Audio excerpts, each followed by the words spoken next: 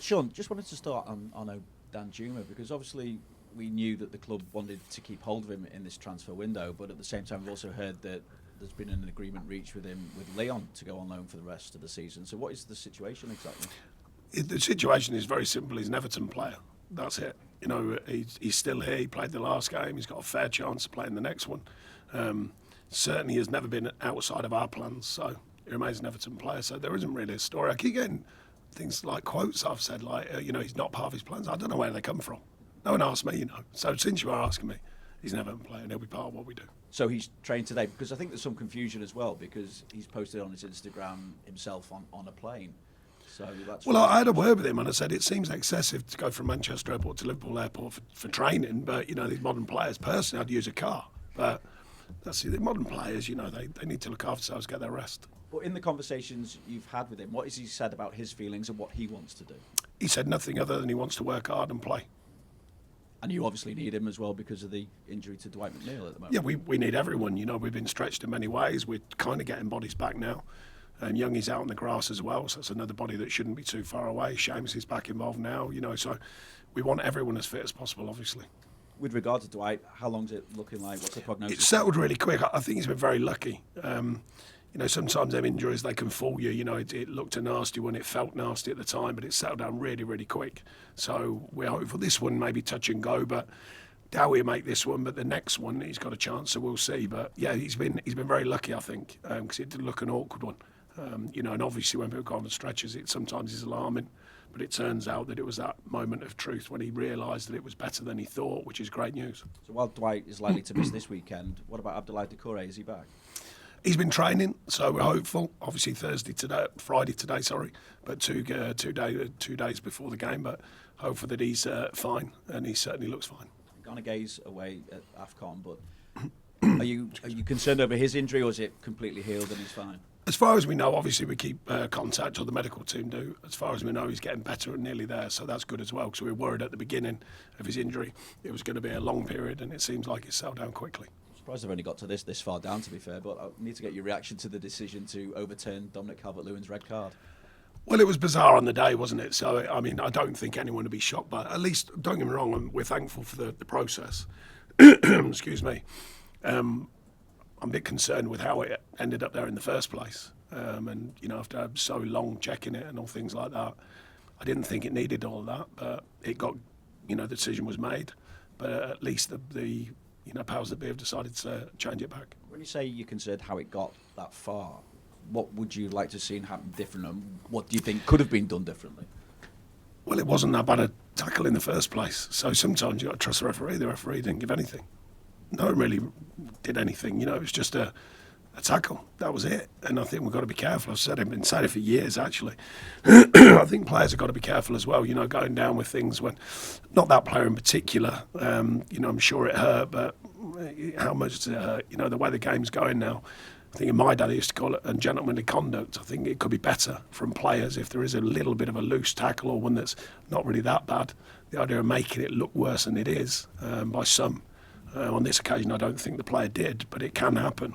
And I think we're all a little bit like, come on, just play, just get on with it. And that helped the referees to make better decisions, I feel. Have you had any explanation as to why VAR intervened in that instance? Because when we talk about clear and obvious error, it doesn't look like, when you see the footage, that there's been a clear and obvious error. So then it comes down to what the chat has been between the referees and his assistant. I think that's one of the talking points. As you know, I'm a fan of VAR, but I think this idea of clear and obvious, I don't know when it kicks in and when it doesn't. And I think we're all a bit nervous now with which way that is, and trying to find clarity of what they consider to be clear and obvious, what moment is, what moment's not.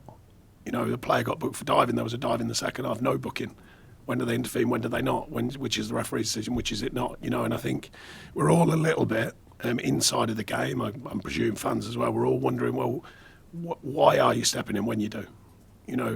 We had the one with Michael Keane beginning of the season.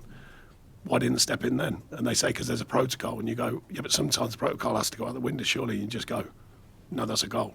We've had a few go against us this season. We just hope that they balance this out.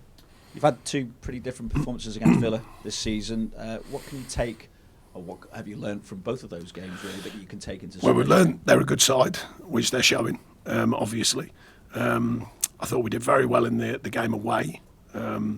in the cup, and I thought early season it was the first time we'd stepped miles off it, and I thought that was a good reminder to us because we performed a lot better after that.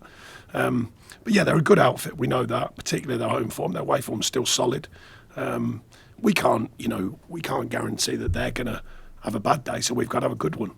They're showing where they are on the table that they mean business this season, and I think they're showing it more and more because they're staying up there. I think people were saying, "Oh, they'll drop away a little bit early season." They haven't.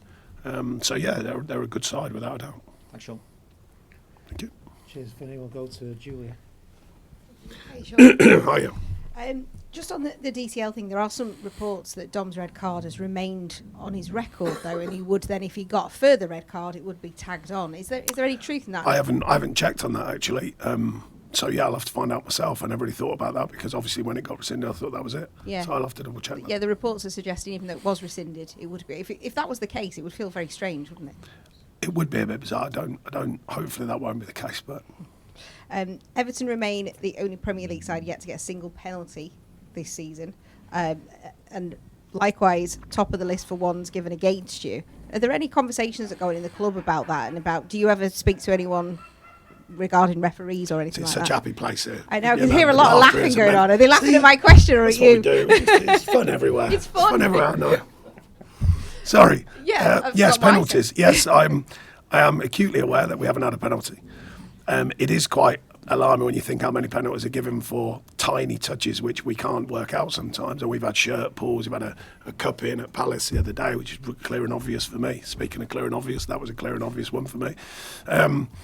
Anana's shirt being pulled down at Tottenham, nothing given. So somewhere or another, you've got to find a penalty somewhere just by the way the game works. And yet we haven't. So let's see. You've largely used 4 at the back this season. Against Wolves, you did 5 at the back. Is that something that you're going to keep using, or was it just kind of a one-off? We did at Villa as well, actually. I think it's the flexibility of the group. I think there's a time and a place when we've needed it because of Wolves, more so because we were that stretched with injuries. We could have manufactured a different shape, but it would have been a tricky one.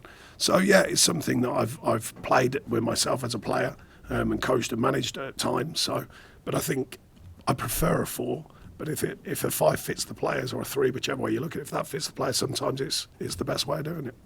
And how big a game do you see this in terms of a relegation battle? Obviously, Luton just a point behind, so Everton could end up back in the bottom 3 this weekend, or is it just... Yeah, we've not. Ever since the 10 points, I think we all parked that and we just went, right, let's just crack on. Head down, play hard, see where it takes us, and we're sticking with that. Good luck. Thank you. Thanks, Julia. Damien?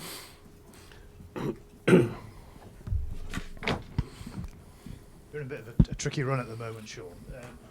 What changes in terms of getting things back on track? Well, you mix it in with a longer distance run of games and you go, actually, it's a decent run. But the facts are the facts. The idea of the last few games, we've played some very good sides. I think we've played very well in a couple of them. A couple of errors have cost us quite badly. And one where we stepped off the mark, down at Wolves.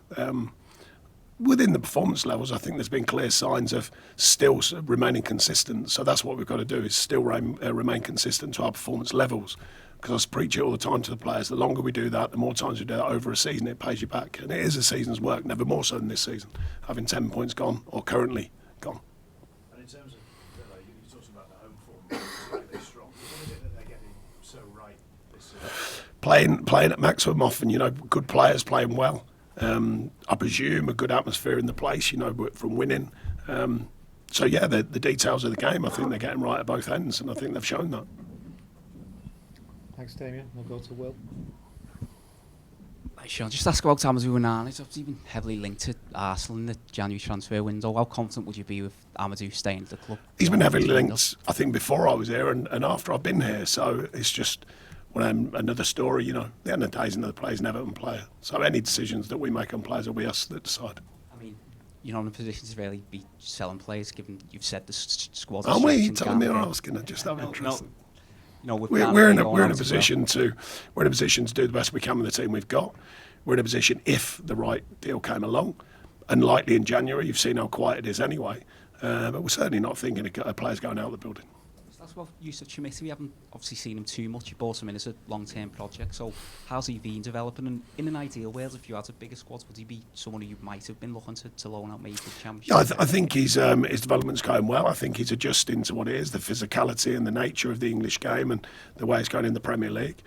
He is very young, don't forget. You know, you get bought in for a few quid and everyone sort of adds this tally on, well, why aren't they doing this, why aren't they doing that? He's just a high-level development player, but he's still a development player. So we're looking for him to do that. He's doing it. He's working hard and he's enjoying it so far.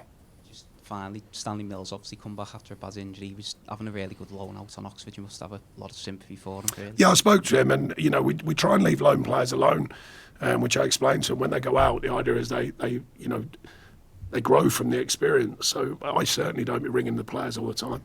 I want them to listen to new coaches, new voices, you know, find out what it is about being a player. But I did speak to him after the injury and just say, look, I'm sure you're in good hands. We'll take care of you. And he was in good mindset, I think. He'd had a couple of days to get, you know, his head around it. A longer term injury, but he'll be fine.